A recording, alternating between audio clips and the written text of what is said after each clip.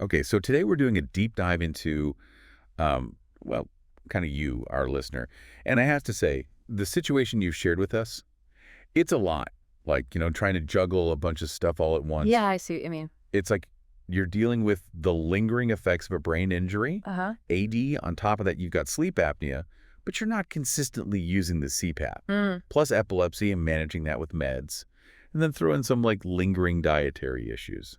It's a lot to unpack. it really is. And it's so easy to, look at each of these things in isolation, Right. but they don't exist in a vacuum. They all Yeah. kind of bump up against each other, and understanding how those interactions work, that's where we can start to make some real headway. Totally. Because when you look at it that way, it starts to make sense, right? Like Mm. why you might be struggling with, say, making decisions, or your memory isn't what it used to be. Exactly. Or your energy levels are just, constantly in the basement. Oh, yeah, yeah. Or even just like how you're perceiving the world around you. Like, is it feeling overwhelming, or are things just not making sense the way they used to? Right. So our goal here is to kind of zoom in on those experiences, the head injuries, the breathing disruptions at night, the epilepsy, even what you're eating, and see how they might be combining to affect those things. Judgment, memory, perception, willpower, that kind of stuff. Yeah, for sure. Okay, so let's dive in. The first thing that jumps out just from the outline is the brain injury, and specifically the post-concussion syndrome. We know that in general, those kinds of head injuries, they can cause damage in different areas of the brain, right? Yeah, absolutely. So for our listener who's dealing with all these other things as well, what are the key ways that, like, specifically that brain injury might be playing a role? Okay, so if we think about just the everyday functioning of the brain, Mm. one of the biggest areas that can get hit is the frontal lobes. Okay, yeah. Remind me, frontal lobes, they're like, Think of them as the CEO of your brain. right, right. Big picture stuff. Exactly. They're in charge of all the executive functions. Judgment, planning, being able to control your impulses, making good decisions. When there's damage there from a TBI or repeated concussions, it's like, the CEO's gone a little rogue. Love that analogy.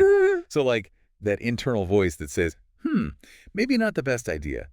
It's not as loud as it used to be. Yeah, or it's giving out conflicting information, That can lead to being more impulsive, having a harder time thinking through the consequences of your actions, that kind of thing. Right, right. And memory, that's another thing that comes up a lot with brain injuries, right? What's the deal there? So memory isn't just one thing. It's like a multi-step process. You have to be able to take in information. We call that encoding. Right. Then you got to store it somewhere. And then when you need it, you have to be able to find it and pull it back up retrieval. A brain injury can mess with any part of that sequence. So it's not just about forgetting things from the past. No, not at all. It can make it hard to learn new things too, because you might struggle to hold on to that information even for a short time, what we call working memory. Oh, that makes sense. So it can be really frustrating. Like you're trying to learn something new, but it's like trying to write on a whiteboard that keeps getting erased. Yeah, I could see how that would be so, so frustrating. And then, and this is crucial, you've got to think about how sleep apnea comes into play here. Because, during sleep is when those fragile new memories get kind of cemented in place. It's called consolidation. Okay, yeah. So if your sleep is messed up, that whole process gets thrown off. Right. But we'll talk about that more in a bit. Let's stick with the brain injury for now. Yeah, for sure. Okay, so we've talked about judgment, memory. Mm. You also mentioned perception. How can a head injury change how someone experiences the world? Well, it can be really subtle or it can be really obvious. It kind of depends on where the damage is, right? So some people, after a TBI or with PCS, they develop these sensory sensitivities. Like Mhm. everyday sounds or lights might feel suddenly super intense, even painful. Oh, wow. Yeah, or their processing speed slows down, so it's like their brain is struggling to keep up with what's happening around them. Like the world's moving too It's fast. exactly. And then some people have changes in their sense of space, like they might bump into things more or they get lost easily. So interesting. And then even more nuanced, you can have changes in how you recognize and understand emotions, both in yourself and in other people. Whoa, okay. So it's not just like physical stuff, it's emotional too. Exactly. It can really affect the whole experience of being in the world. It sounds really disorienting, honestly. It can be. And then on top of all that, there's the fatigue. Right, and we got to talk about that because fatigue after a brain injury, That's not just like, oh, I need a nap, kind of tired, right? Yeah. It's a whole different beast. Neurological fatigue, it's like this deep, bone-deep exhaustion that just doesn't go away. You can sleep for 10 hours and still wake up feeling completely drained. Wow. Yeah. And it's not just physical, it's mental too. Like even simple tasks like reading or having a conversation, they can feel like climbing Mount Everest. Yeah, so it really saps your motivation to do anything, even the things you enjoy. Exactly. Because it takes so much effort just to function. Okay, so we've got this like whole constellation of potential issues just from the brain injury alone. Yeah. Now, let's layer on the untreated sleep apnea. You mentioned in the outline that you have a CPAP machine, but you haven't been using it consistently. So what happens to the brain when you have sleep apnea and you're not treating it, especially like on top of the brain injury? Okay, well, think about it this way. Your brain needs two things to function properly: oxygen and good, solid sleep. Untreated sleep apnea messes with both of those. Yeah, that makes sense. When you have sleep apnea, your breathing actually stops and starts repeatedly throughout the night. You might not even realize it's happening, but each time you stop breathing, your brain's being deprived of oxygen. Right. We call that hypoxia. It's like your brain is gasping for air, even if you're not consciously aware of it. Wow, okay. And so what does that do to like the CEO of the brain, those frontal lobe functions we were talking about? The judgment, the decision making. It throws them completely out of whack. When you're sleep deprived and your brain's not getting enough oxygen, you can't think straight, you become less alert, you can't concentrate as well, and your judgment goes out the window. That's scary, honestly. Like even more impulsive, more likely to make bad decisions. Exactly. And Yeah. if you already have some frontal lobe damage from the brain injury, those effects are just going to be amplified. It's like you're starting from a disadvantage, and then the sleep apnea just makes it that much harder to compensate. Yeah, okay. What about memory? We know the brain injury can already mess with that. What does the sleep apnea do on top of that? Well, here's the thing. Sleep is when your brain takes all those new experiences you had during the day and turns them into long-term memories. It's like hitting the save button. Right. But when your sleep is constantly being interrupted, that saving process doesn't happen properly. That's why people with untreated sleep apnea often have such trouble with their memory. They just can't seem to hold on to information. And that hypoxia, the lack of oxygen, that probably doesn't help either, right? No, it definitely doesn't. Actually, hypoxia can damage certain parts of the brain that are super important for memory, like the hippocampus. Oh, wow. So you've got this double whammy going on. The brain injury might already be affecting your ability to form and store memories. And then the sleep apnea comes in and just throws the whole system into further chaos. It's like your brain is trying to do its job, but it's being sabotaged from all sides. Exactly. And then remember that feeling of overwhelm we talked about? Like the world's moving too fast, everything's too loud or too bright. Well, another hallmark of untreated sleep apnea is excessive daytime sleepiness. I mean, it's right there in the name, right? Uh-huh. True. But think about it. If you're constantly fighting to stay awake, how can you possibly process the world around you accurately? It's like trying to watch a movie through blurry glasses. And so those sensory sensitivities from the PCS, they're just going to be magnified, right? Mhm. Because the brain's already on overload. Exactly. It just adds another layer of difficulty to everything. Okay. And then there's the fatigue. I mean, it seems kind of obvious, but the fatigue from the brain injury and the sleepiness from the apnea, those have got to just compound each other. Oh, absolutely. They feed into each other, creating this vicious cycle of exhaustion. You're tired from the brain injury, so you don't sleep well, which makes the sleep apnea worse, which makes you even more tired. And it just keeps going and going. Yeah, it's like being stuck in a revolving door of exhaustion. And that fatigue, it affects everything: your motivation, your ability to concentrate, your mood. Okay, so we've talked about the brain injury, the untreated sleep apnea. Now let's add another layer to this whole thing. Epilepsy, which you mentioned you're managing with Depakote. Can you break down like how epilepsy itself and then the medication, how do those interact with everything else that's going on? Okay, so first we got to understand what epilepsy is, right? Yeah. Basically, it involves these recurrent seizures, which are like sudden bursts of abnormal electrical activity in the brain. And these seizures, they can cause all sorts of weird stuff. Like what? Well, right after a seizure, you might be really confused. Your memory might be blank. You might perceive things strangely. It's called the post-ictal state. It's like your brain's rebooting after a system crash. And that can last for how long? It varies. Could be minutes, could be hours. But even between seizures, even when things seem relatively normal, there can be some ongoing cognitive effects. Because epilepsy isn't just about the seizures themselves. It's about underlying differences in how the brain's wired, so to speak. Okay, so even if the seizures are controlled with meds, there might still be some lingering brain fog or whatever. Exactly. And then the medications themselves, they can have side effects too. Depakote, it's great for preventing seizures, don't get me wrong, but for some people it can cause drowsiness or make them feel mentally sluggish. And that obviously wouldn't help with the fatigue that's already going on. No, definitely not. Plus, recovering from a seizure, even if it's a small one, it takes a lot of energy. Mm. So even if you're not having seizures all the time, the ones you do have can really contribute to that overall feeling of being drained. Right, right. Okay, so we've got this whole trifecta going on: the brain injury, the sleep apnea, and the epilepsy. Each one of those on its own can mess with your thinking, your energy, your perception. But now let's bring in the dietary stuff. You mentioned past food poisoning, regular consumption of ultra-processed foods, and a history of gluten intolerance and allergies. How do those factors fit into the picture? This is where we get into the fascinating connection between your gut and your brain. We used to think of them as totally separate systems, but now we know they're constantly talking to each other. Right, the gut-brain axis. Exactly. So when you have something like acute food poisoning, it triggers this massive inflammatory response in your body. And inflammation, it takes a lot of energy to fight off. That's why you feel so wiped out when you're sick. Yeah, totally. And what about the more, chronic dietary stuff, like always eating processed foods or having those lingering sensitivities? Well, imagine this.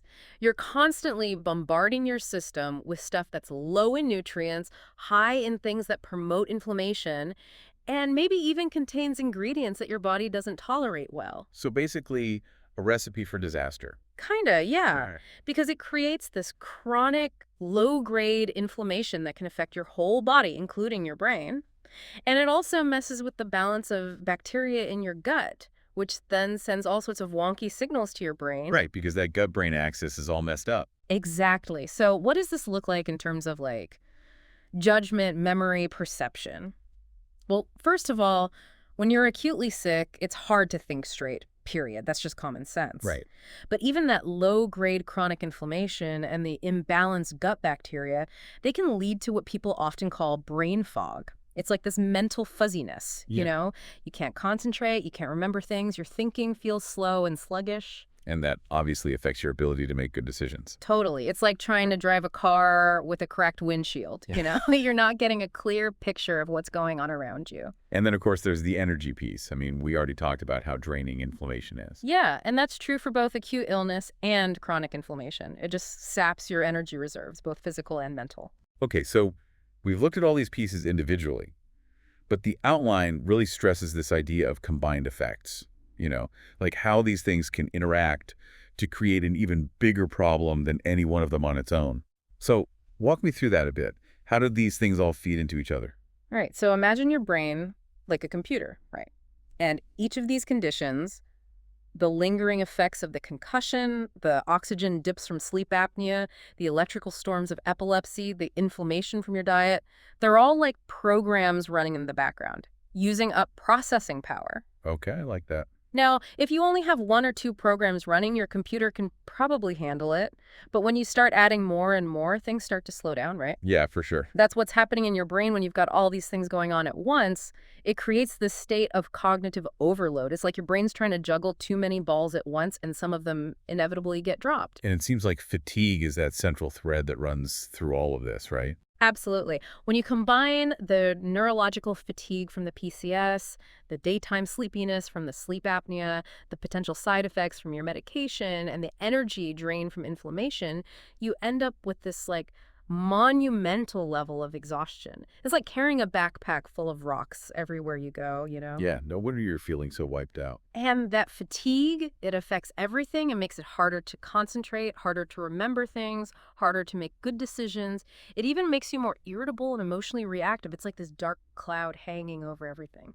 And how about the sleep apnea specifically? We talked about how it can affect the brain on its own, but how does it worsen the other conditions, like the brain injury and the epilepsy? Well, remember how we talked about hypoxia, that lack of oxygen? Every time you stop breathing during the night, your brain is basically being starved of the oxygen it needs to function properly. And that can be especially damaging to a brain that's already vulnerable from a TBI or the underlying neurological changes of epilepsy. It's like adding insult to injury. Right, like poking at a bruise. Yeah. Exactly. And then there's the sleep deprivation itself. When you're not getting good quality sleep, your brain doesn't have a chance to repair itself, to clear out toxins, to consolidate memories. So all those cognitive symptoms you're already dealing with, they just get worse. And, we can't forget that inflammation anywhere in the body, including from your diet, can actually contribute to inflammation in the brain as well. So it's like adding fuel to the fire. Yeah. It's a lot to think about. And judgment, that seems like it would be especially vulnerable in this kind of situation. No, it is. I mean, think about it. You're tired, you're processing information slowly, you're having trouble remembering things, and you might be more impulsive because of the frontal lobe damage. It's like trying to make a major life decision while you're running on fumes.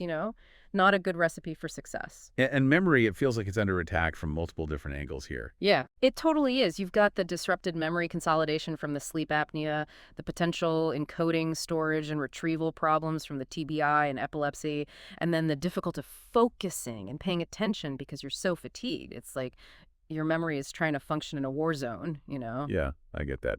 Okay, what about perception? We talked about sensory sensitivities that can come from the brain injury, but how do all these other factors play into how someone perceives the world? Well, imagine you're already dealing with sensory overload because of the PCS, right? Lights are too bright, sounds are too loud, everything feels intense. Now, add in the brain fog from the dietary inflammation and the general fatigue, the potential side effects from your medication, and the slowed processing speed. It's like all your senses are turned up to 11 and you can't turn them down. And you're probably misinterpreting things more easily too, right? Absolutely, because your brain is struggling to make sense of all the information it's receiving. It's like trying to read a book in a language you barely understand. And willpower and energy, it sounds like those are just going to be in the toilet with all this going on. Pretty much, yeah. When your body and brain are under this much stress, it takes all your energy just to survive. Yeah. There's not much left over for things like motivation, discipline, willpower. It's like trying to run a marathon after you've already run a marathon. Okay, so we've covered a lot of ground here. This is a really complex situation. But given everything we've talked about, what are some of the key takeaways for our listener? Like, what are the most important things to focus on, and what are some steps they can take to start feeling better? All right, so first and foremost, the absolute most crucial thing is to get that sleep apnea under control. Consistently using your CPAP machine, that's non-negotiable. So important. It is, because until you're sleeping well and getting enough oxygen, everything else is going to be an uphill battle. It's like trying to build a house on a foundation of sand. Yeah, totally. What else is key? Communication. You need to be talking to your doctors, and I mean all of them. Your neurologist, your primary care physician, your sleep specialist, your psychiatrist if you have one. Make sure they all know what's going on, all the symptoms you're experiencing, all the medications you're taking. Right, so they can get the full picture. Exactly. Because sometimes the solution isn't about treating each condition in isolation, but about finding ways to manage them together in a way that minimizes the negative interactions. Okay, and what about the dietary stuff? Given your history, it's definitely worth exploring that further. Talk to your doctor about it, see if maybe some testing is in order, maybe a referral to a registered dietitian who can help you figure out if there are any specific foods you should be avoiding or any nutritional deficiencies you need to address. So consistent CPAP use, good communication with your healthcare team, and investigating those dietary links. It's a lot, but it's manageable, right? Absolutely. It's about breaking it down into steps and tackling them one at a time. And remember, progress isn't always linear. There will be good days and bad days. Right. And it's not about being perfect. It's about being consistent. Exactly. Small changes made consistently over time, they can have a huge impact. Okay, so as we wrap up this deep dive, we want to leave you, our listener, with a final thought to chew on. We've talked about how interconnected all these systems are, right? Your brain, your sleep, your gut, your overall well-being. So what's one small, consistent change beyond the super important CPAP that you could experiment with? Something that might seem minor on its own, but could have positive ripple effects across all these different areas. Maybe it's adding a 10-minute walk to your day. Maybe it's swapping out one processed snack for a piece of fruit. Maybe it's just taking 5 minutes each morning to sit quietly and breathe deeply. Yeah, or listening to a calming piece of music, or spending a few minutes in nature. Exactly. It doesn't have to be a huge life-altering shift, just something small, something you can commit to doing regularly. Because consistency, that's where the magic happens. Totally. And as you start to feel those small improvements, you can create this upward spiral of positive change. you feel a little better, so you do a little more, which makes you feel even better. Exactly. And pretty soon you're looking back and realizing how far you've come. All right, that's our deep dive for today. Thanks for joining us on this journey of self-discovery, and good luck on your path to better health and well-being.